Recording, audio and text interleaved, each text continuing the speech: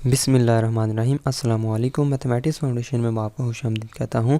Exercise 10.2 के हमने पहले 3 क्वेश्चन मुकम्मल कर लिए थे।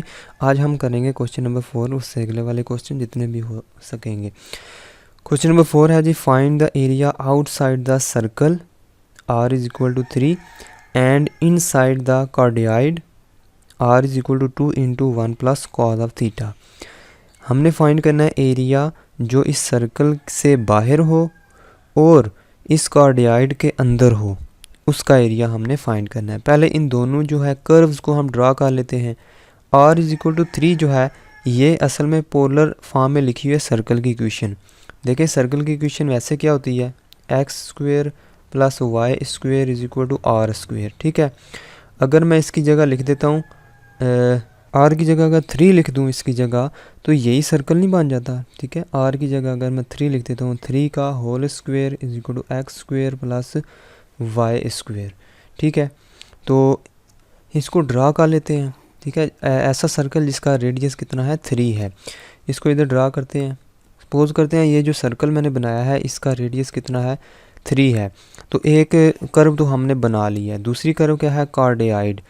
कार्डियाइड के बारे में आपको बताया था, ये जो कर्व होती है वो दिल की शक्ल की जैसी होती है। तो अगर इधर प्लस कॉस थीटा लिखा हो तो ये दिल की शक्ल जो है वो एक्स एक्सिस के ऊपर होगी।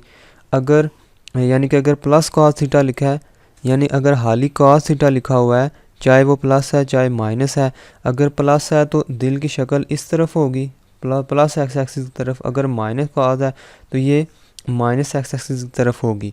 अगर इधर साइन है, 1 प्लस साइन है, 1 जो कोई भी साइन 1 माइनस साइन है, तो दिल की शक्ल होगी कार्डियाइड की इस वाई एक्सिस के ऊपर, इस तरह नीचे भी और ऊपर भी। अगर माइनस है तो नीचे होगी, अगर प्लस है तो ऊपर होगी। अब हम देखते हैं हमारे पास ये कौन सा केस बन रहा है। ये कॉस थीटा है तो इसका मतलब है ये जो कार्डियाइड है, ये दिल की शक्ल जो है ये एक्स एक्सिस के ऊपर पड़ी है।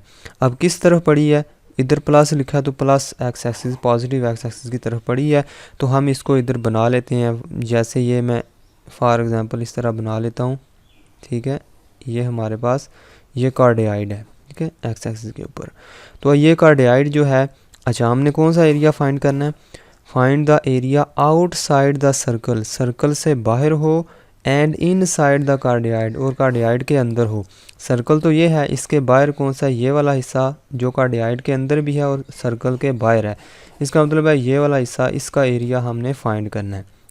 अगर गौर से देखें तो ये वाला जो एरिया है ये 2 हिस्सों पर मुश्तमिल है। एक हिस्सा ऊपर है, एक हिस्सा नीचे है, लेकिन दोनों हिस्से बराबर हैं। अगर हम इस हिस्से का एरिया फाइंड कर लें और उसको 2 से ज़रब कर दें तो ये वाला भी साथ टोटल एरिया आ जाएगा। तो हमारा टारगेट है इस जो ऊपर वाला हिस्सा है इसका एरिया हम फाइंड करते हैं। अब एक और चीज़ हमें नज़र आ रही है कि ये दोनों जो कर्व्स हैं, एक सर्कल जो है और एक कार्डियाइड जो है, ये दोनों यहाँ पर इंटरसेक्ट कर रहे हैं और यहाँ पर इंटरसेक्ट कर रहे हैं। अगर यहाँ पर दोनों इंटरसेक्ट कर रहे हैं, इसका मतलब है यहाँ से लेकर यहाँ तक दोनों की आर की वैल्यू सेम होगी। ठीक है, यानी कि यहाँ से लेकर यहाँ तक सर्कल की वैल्यू भी उतनी है, यहाँ से लेकर यहाँ तक ये जो कार्डियाइड है इसकी आर की वैल्यू भी उतनी है। आर की वैल्यू यहाँ पर सेम है, तो लिहाजा हम आर की वैल्यू पुट करके ना एक दूसरे में, तो हम थीटा की वैल्यू निकाल लेते हैं। तो चलिए हम दोनों को यानी कि इंटरसेक्ट कर रहे हैं ना जहाँ पर, ये दोनों हमने एंगल भी फाइंड करने हैं। आर तो दोनों के सेम हो गए वहाँ पर। ठीक है, तो आर पहले हम लिख देते हैं given curves r, given curves r is equal to 3 and r is equal to 2 into 1 plus cos of theta. अब हम क्योंकि यहाँ पर ये पॉइंट इंटरसेक्शन ऑफ पॉइंट्स हैं इन दोनों कर्व्स के, तो वहाँ पर आर की वैल्यू सेम होगी। तो आर की वैल्यू यहाँ से उठा के मैं इसमें रख देता हूँ। तो 3 इज इक्वल टू हम लिख देते हैं solving for theta. For theta का मतलब है आर को ख़त्म करके थीटा की वैल्यू निकालने के लिए हम इसको सॉल्व कर रहे हैं। इसमें 3 पुट करते हैं आर की जगह, 2 into 1 plus cosine of theta. ठीक है, और 3 divided by 2 minus 1 is equal to cos of theta. ठीक है, इसको सिंप्लीफाई करेंगे तो 3/2 में से 1 माइनस कर देते हैं, 3 minus 2 divided by 2 is equal to cos of theta.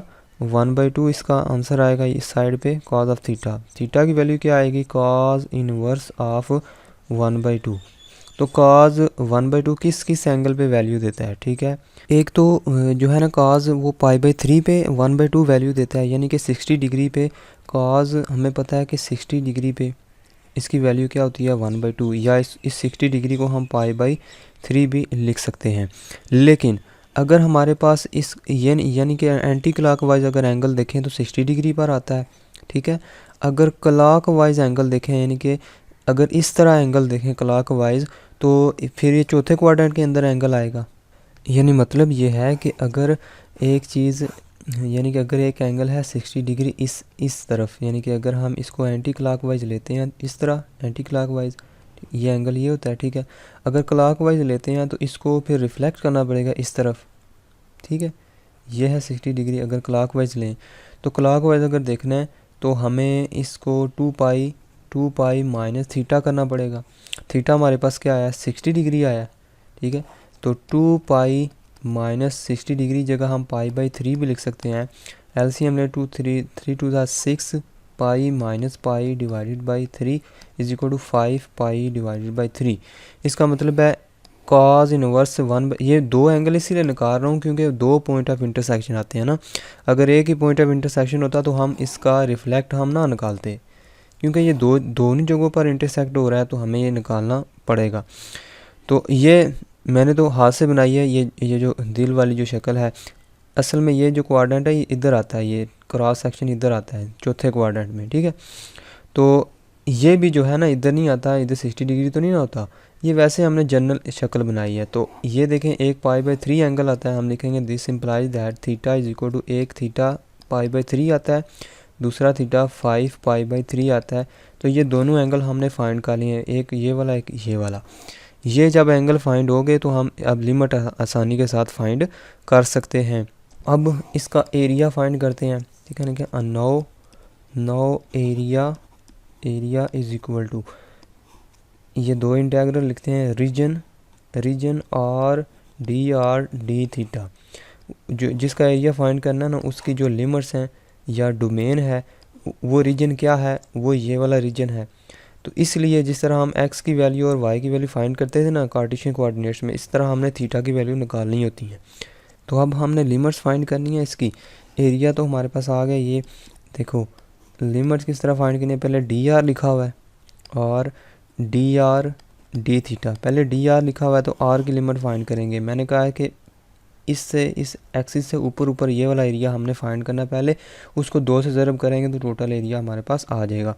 तो इसका आर कहाँ से स्टार्ट हो रहा है, देखिए आर की वैल्यू 3 से स्टार्ट हो रही है ना, यहाँ से लेकर यहाँ तक ये वाला आर कितना है 3 है। तो 3 से स्टार्ट हो रहा है आर की वैल्यू। अगर मैं इन दोनों कर्व्स के दरमियान एक पट्टी रख दूँ, ये पट्टी रख दूँ, ठीक है। तो मैंने आर की वैल्यू पहले लिखनी है।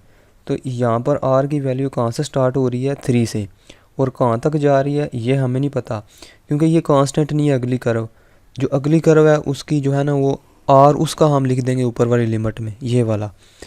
तो नीचे वाली जो लिमिट है वो है r इज इक्वल टू 3, तो हम लिखेंगे r इज इक्वल टू 3। जो ऊपर वाली लिमिट है उसका, क्योंकि वो कांस्टेंट नहीं है, r कांस्टेंट नहीं है, तो उसका यही एक्सप्रेशन उठा के लिख लेंगे r is equal to 2 into 1 plus cosine of theta. तो अब हम देखते हैं थीटा कहाँ से कहाँ तक जा रहा है। ठीक है, थीटा यहाँ पर तो 0 डिग्री होता है, ये घूम के कहाँ तक जा रहा है π/3 तक जा रहा है। ठीक है, तो हम लिखेंगे थीटा इज इक्वल टू 0 से लेकर π/3 तक जा रहा है, जो अभी हमने फाइंड किया है। और इस इंटीग्रल को 2 से ज़रब कर देंगे तो टोटल एरिया आ जाएगा नीचे वाला भी। ठीक है, अब सिंपली इसको सॉल्व कर लेते हैं। इज इक्वल टू 2 थीटा क्या है 0 से लेकर π/3 तक है। आर का इंटीग्रेशन क्या होती है r² डिवाइडेड बाई 2। ठीक है, और इसकी लिमिट क्या है r इज इक्वल टू 3 से लेकर 2 into r is equal to 2 into 1 plus cos of theta के तक है। इसमें लिमिट्स लगा देते हैं। ऊपर वाली लिमिट क्या है इज इक्वल टू पहले लिखते हैं 2 0 से लेकर π/3 तक। ऊपर वाली लिमिट क्या है 2 into 1 plus cos of theta. ये जो नीचे 2 है इसको मैं बाहर लिख लेता हूँ, या इसको इससे काट भी सकते हैं, ये ख़त्म हो गया। ठीक है, तो ऊपर वाली लिमिट क्या है 2 का स्क्वायर करेंगे तो 4 into 1 plus cos of theta का होल स्क्वायर, क्योंकि r² में अंदर हम रख रहे हैं। माइनस नीचे वाली लिमिट क्या है 3, तो 3 का स्क्वायर 9 हो जाएगा। तो हमारे पास बाहर क्या बचेगा, डी थीटा। इस स्क्वायर को ओपन करते हैं, इज इक्वल टू 0 से लेकर π/3 तक into 4 into 1 plus cause square theta plus 2 cause of theta minus 9। इसको बंद कर देते हैं, ठीक है। और डी थीटा मज़ीद इसको सॉल्व करते हैं 0 से लेकर π/3 तक। 4 से इसको मल्टीप्लाई करते हैं, 4 plus 4 cause square theta plus 8 cause of theta minus 9, ठीक है, ब्रैकेट डी थीटा। मज़ीद इसको सॉल्व करते हैं 0 से लेकर π/3 तक। और 9 में से 4 निकालेंगे, -5 बचेंगे, प्लस 8 कॉज ऑफ थीटा और प्लस 4 कॉज स्क्वायर थीटा, ये बच जाएगा। इसको बंद कर देते हैं, ठीक है, ये डी थीटा। अब इसकी इंटीग्रेशन करते हैं। हमें पता है कॉस स्क्वायर किसके बराबर, cos 2 थीटा किसके बराबर होता है, cos 2 theta is equal to 2 cos square theta -1 के बराबर होता है। यहाँ से cos स्क्वायर थीटा किसके बराबर आएगा, cos 2 theta plus 1 divided by 2 के बराबर आएगा। इसकी जगह ये लिख देते हैं, cos 2 theta plus 1 divided by 2 into ये वाला जो 4 है बाय लिख देते हैं, plus 8 cos of theta plus -5, ये बार डी थीटा है, और 0 से लेकर π/3 तक। इसकी इंटीग्रेशन करते हैं, -5 थीटा आएगा प्लस 8 इंटू कॉस थीटा की इंटीग्रेशन क्या आएगी, साइन ऑफ थीटा, ठीक है। और प्लस ये जो 2 है इससे कट जाएगा, 2 बन जाएगा, ठीक है। तो 2 cos 2 थीटा की जो इंटीग्रेशन है वो क्या होती है, साइन 2 थीटा डिवाइडेड बाई 2, ठीक है, प्लस और 2 बाय तो है ना, तो वो 2 मैं इधर लिख देता हूँ, इंटू 1 की इंटीग्रेशन क्या होगी, थीटा। इस सारे की जो लिमिट है वो क्या है, 0 से लेकर π/3 तक। ऊपर वाली लिमिट लगाते हैं, -5 π/3 प्लस 8 साइन π/3, ठीक है। ये 2 से कट जाएगा, प्लस साइन 2 π/3 प्लस 2 π/3, और नीचे वाली लिमिट 0 है तो सारे 0 हो जाएंगे। 5 में से 2 निकालेंगे तो 3 बचेंगे, क्योंकि नीचे 3 है दोनों के, तो हम इनको माइनस भी कर सकते हैं, -3 π/3 हो जाएगा।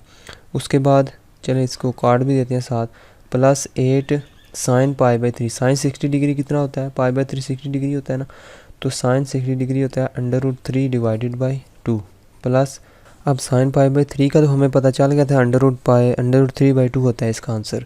साइन 2π/3 का हमें नहीं पता क्या होता है, तो हम इसको इधर सॉल्व कर लेते हैं। साइन 2π/3 का मतलब है π/3 जमा π/3, ठीक है, यानी कि 60 डिग्री प्लस 60 डिग्री भी इसको लिख सकते हैं, साइन, ठीक है, 60 डिग्री प्लस 60 डिग्री, तो टोटल कितना हो गया, 120 डिग्री।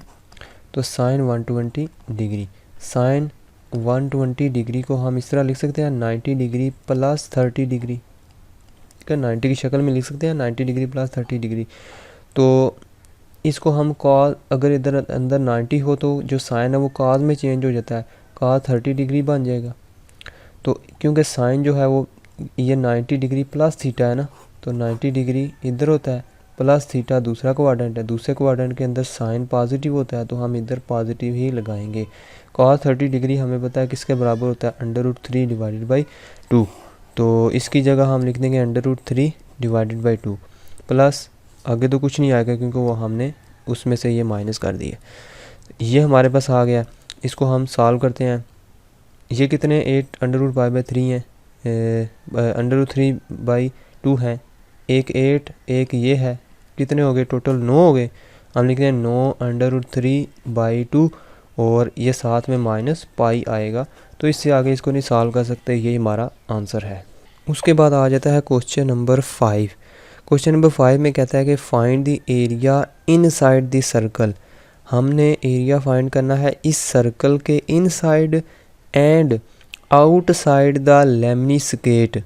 लेमनीस्केट की जो शक्ल होती है वो इस तरह होती है, यानी कि अगर मैं इधर बनाऊँ शक्ल लेमनीस्केट इस तरह, अगर ये एक्स एक्सिस वाई एक्सिस है तो ये होती है जी लेमनीस्केट, या वो एक्स एक्सिस के ऊपर पड़ा होता है इस तरह, या वो वाई एक्सिस के ऊपर पड़ा हुआ है। अगर कॉज है तो वो एक्स एक्सिस के ऊपर पड़ा हुआ है, अगर साइन में है तो वो वाई एक्सिस के ऊपर पड़ा है। तो इसमें क्योंकि इस लेमनी स्केट के अंदर cos 2 थीटा आ रहा है तो ये एक्स एक्सिस के ऊपर पड़ा होगा। इसको हम ड्रा कर लेते हैं। फॉर एग्जांपल ये हमारे पास वाई एक्सिस है और ये हमारे पास एक्स एक्सिस है। इसको मैं जनरल इस तरह वैसे ही ड्रा कर लेता हूँ, इस तरह ड्रा कर लेता हूँ, ठीक है। वैसे ही तो ये हमारा क्या है, लेमनी स्केट, इसकी ग्राफ है। अब r is equal to 4 sine theta, ये उसने बोला ये सर्कल है। अब ये कौन सा सर्कल है ये है, तो ये तो हमें नहीं पता। इसका मतलब है इसको हम अगर ड्रा करना चाहते हैं तो इसको हमें कार्टेशियन कोऑर्डिनेट्स में बदलना पड़ेगा। r is equal to 4 sine theta, r is equal to 4 sine theta, हमें नहीं पता ये कैसा सर्कल है, इसका सेंटर क्या होगा, इसका रेडियस क्या होगा, तो इसको हम उसमें कन्वर्ट कर लेते हैं, फिर हमें पता चल जाएगा। r की जगह हम लिख देते हैं x square plus y square, इसका स्क्वेयर रूट, ठीक है। हमें पता है ना r स्क्वेयर किसके बराबर होता है, r के बराबर होता है x square plus y square, तो हाल ही r किसके बराबर होगा, x square plus y square का स्क्वेयर रूट, तो उसकी जगह हम ये लिख देते हैं इज इक्वल टू 4। तो या एक और काम कर लेते हैं, अगर इधर हम r स्क्वेयर बना ले पहले से, दोनों तरफ r से मल्टीप्लाई करेंगे, r स्क्वेयर हो जाएगा ये, और ये हो जाएगा 4r साइन थीटा। तो r स्क्वेयर की जगह हम लिख देते हैं x square plus y square is equal to 4, और r साइन थीटा की जगह हम लिख देते हैं 4y, यानी कि r साइन थीटा की जगह y लिख दिया मैंने।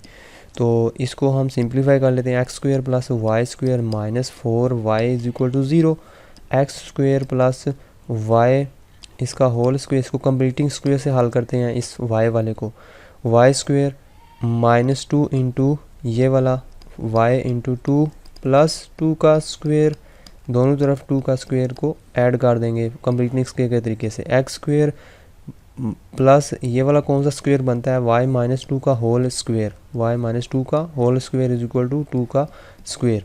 अब ये कौन सा सर्कल बन गया है, ये सर्कल की जो स्टैंडर्ड फॉर्म है, ये कौन सा सर्कल है जिसका सेंटर कितना है 0 2, यहाँ पर x के साथ कुछ नहीं है, x माइनस 0 तो है ना, 0 2, और इसका रेडियस कितना है r इज इक्वल टू 2 है, ठीक है।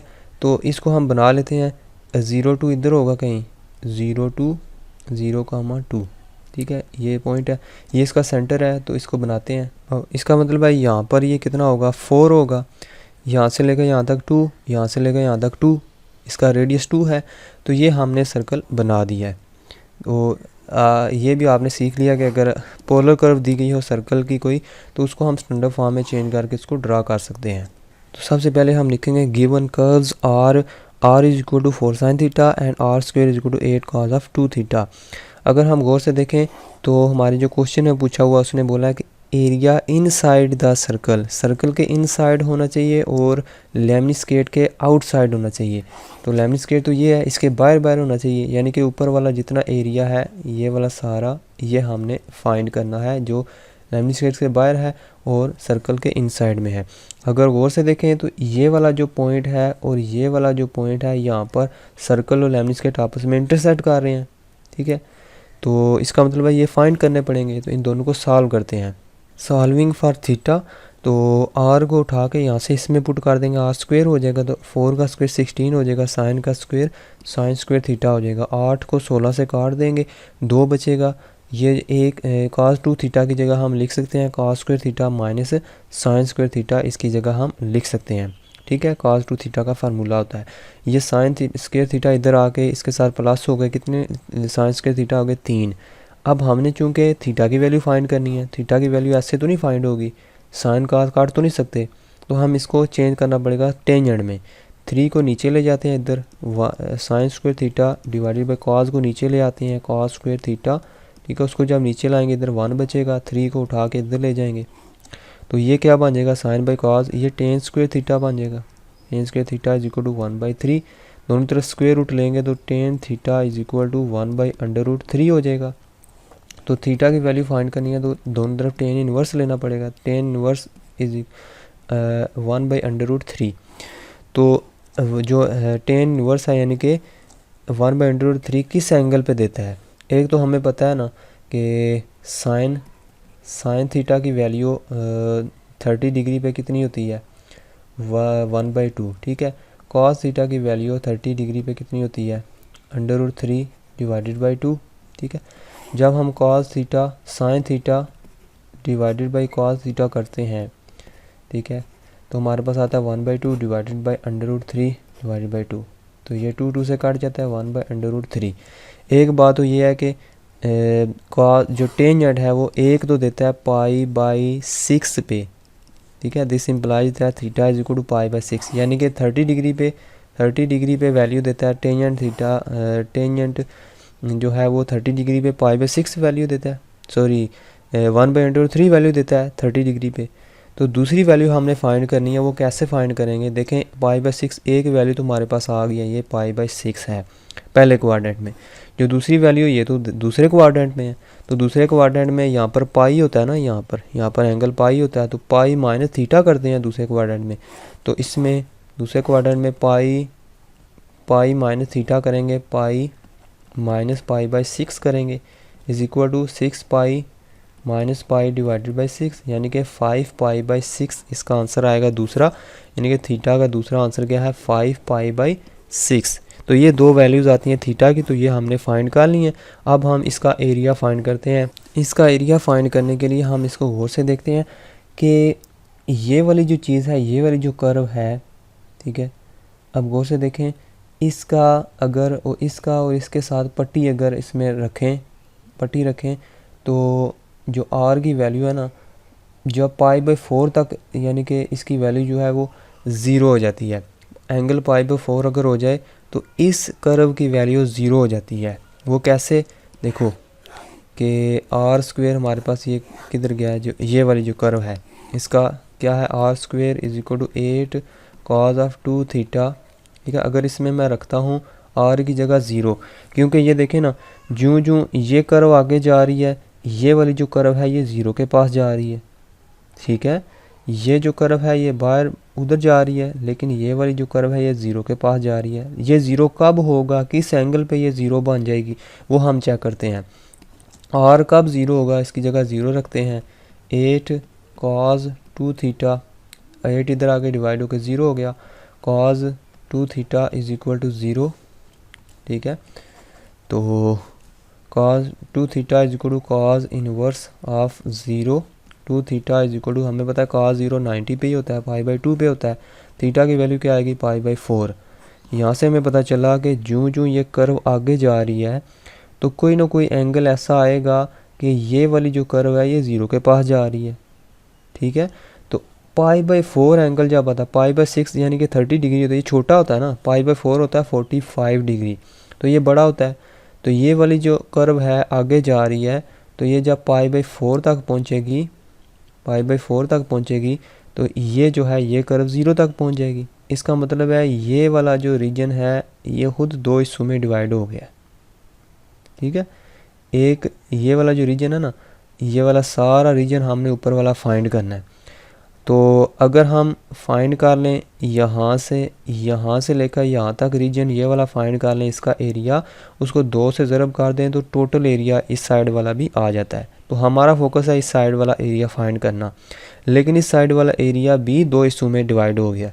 एक है π/6 से लेकर π/4 तक, एक है π/4 से लेकर 90 एंगल तक, यानी कि π/2 तक। दो हिस्से इस एरिया के बन गए हैं। क्यों बन गए हैं? क्योंकि जब ये π/4 तक ये कर्व आगे जाती है, लेकिन जब ये वाली कर्व नीचे आती है, ठीक है। जो ये π/4 तक एंगल पहुंचता है तो ये कर्व 0 बन जाती है, और आगे जाता है वो एंगल, यानी कि वो कर्व और आगे जाती है तो ये वाली कर्व तो इधर आ जाती है। इसका मतलब है ये वाली जो इधर आ जाती है, इसका ये हमारा हिस्सा नहीं है इस एरिया का, लिहाजा हम यहाँ तक स्टॉप हो जाएंगे π/4 तक। तो ये वाला जो एरिया अलहदा है, ये वाला अलहदा है, ये दोनों, इन दोनों के अलग-अलग इंटेग्रल बनेंगे। तो अगर इस दोनों के इस एरिया के अंदर एक पट्टी रखें, इस एरिया के अंदर एक पट्टी रखें, तो ये पट्टी नीचे से किस कर्व को टच कर रही है, इस वाली कर्व को टच कर रही है। ऊपर से किसको टच कर रही है, सॉरी इसको और इसके दरमियान पट्टी रखें। ये जो कर्व है ना, ये वाली सर्कल वाली कर्व, और ये नीचे वाली ये वाली जो कर्व है, इसके दरमियान पट्टी रखें। तो एक साइड पे इसको टच, नीचे से इसको टच करती है, ऊपर से सर्कल को टच करती है। जो ये टच करती करती यहाँ तक पहुँचती है, ठीक है, तो वो कर्व इधर चली जाती है, लिहाजा हमारा एरिया ये होगा। तो इसको हम सॉल्व करते हैं। हम लिखेंगे total area is equal to 2 into ये वाला 2 इंटेग्रल आपने लिखने हैं। वो कैसे लिखने हैं, देखो 2 मैंने क्यों लिखा है, क्योंकि हमने इस हिस्से का अगर एरिया फाइंड करें तो उसको 2 से ज़रब करें तो टोटल एरिया आ जाता है। तो फ़िलहाल इसको छोड़ दें, इसको हम देखते हैं। लेकिन ये वाला एरिया जो है खुद कितने हिस्सों पर मुश्तमिल है, 2 हिस्सों पर मुश्तमिल है। एक ये वाला हिस्सा है, एक ये वाला हिस्सा है। तो नीचे वाला इसका इंटेग्रल लिखते हैं हम π/6 से लेकर π/4 तक है ये, ठीक है। π/6 से लेकर π/4 तक है। और इसमें r कहाँ से कहाँ तक है, r मैंने बताया r नीचे से इस कर्व को टच कर रहा है, और जो पट्टी है ऊपर से इस वाले को टच कर रही है। तो ऊपर वाला सर्कल है, सर्कल की इक्वेशन क्या दी गई है, r is equal to 4 sin theta. तो ऊपर लिख देते हैं हम r is equal to 4 sin theta. तो नीचे वाला जो है वो किसके बराबर है, r square is equal to, हमारे पास किसके बराबर था, r square is equal to 8 cos 2 theta. लेकिन हमें तो इधर r चाहिए, r is equal to √8 cos 2 theta. तो इधर लिख देंगे r is equal to √8 cos 2 theta. इसके ऊपर स्क्वायर रूट लगा देते हैं। अब ये वाला जो इंटेग्रल है ये ऊपर वाला हिस्सा है, ये वाला हिस्सा ऊपर वाला, ठीक है। अब ये जो है ये अकेला है, इसके साथ दूसरी कर्व नहीं टच हो रही, ठीक है। ये 0 से ये वाला जो हिस्सा है सारा, ये वाला, इसके साथ नीचे वाली ये कर्व टच नहीं हो रही। इसका मतलब है ये 0 से स्टार्ट होगा। जैसे आप पिछले जो क्वेश्चन है ना 7 चैप्टर में आपने पढ़ा होगा कि जब आप इस तरह लेते थे, यानी कि अगर 10.1 में आपने पढ़ा होगा कि जब पोलर कर्व आप देखते, पोलर कर्व की लिमिट फाइंड करते थे तो आप पट्टी रखते थे दोनों के दरमियान, नीचे वाली कर्व की लिमिट लिखते थे फिर ऊपर वाले की। लेकिन अगर हमारे पास हो ही एक, ठीक है, इस तरह अगर हो ही एक ये वाली सारी, तो नीचे वाली तो है ही कुछ नहीं है, नीचे वाली तो फिर 0 है, 0 से स्टार्ट हो रही है। इस लिहाजा ये भी जो कर्व है, ये वाला जो रीजन है, ये भी एक ही रीजन है सिंगल, इसके साथ एक ही कर्व टच हो रही है ये वाली। नीचे वाली इसके 0 से स्टार्ट होगा, तो हम लिखते हैं इसका जो r है वो 0 से स्टार्ट होगा, और r इसका जा कहाँ तक रहा है, r is equal to 4 sin theta तक जा रहा है, यानी कि इसका r सर्कल के साथ टच हो रहा है। अगर इधर से पट्टी बनाएं, 0 से पट्टी बनाएं, एंड पे किसको टच कर रहा है, r is equal to 4 sin theta को। और इसका एंगल कहाँ से कहाँ तक है, इसका एंगल है π/4 से लेकर π/2 तक, ठीक है। तो इसका एंगल लिखते हैं π/4 से लेकर π/2 तक। ये था हमारा यहाँ तक इसका टोटल एरिया। अब इसको हम अगला काम हमारा इसको सिंप्लीफाई करना, सॉल्व करना।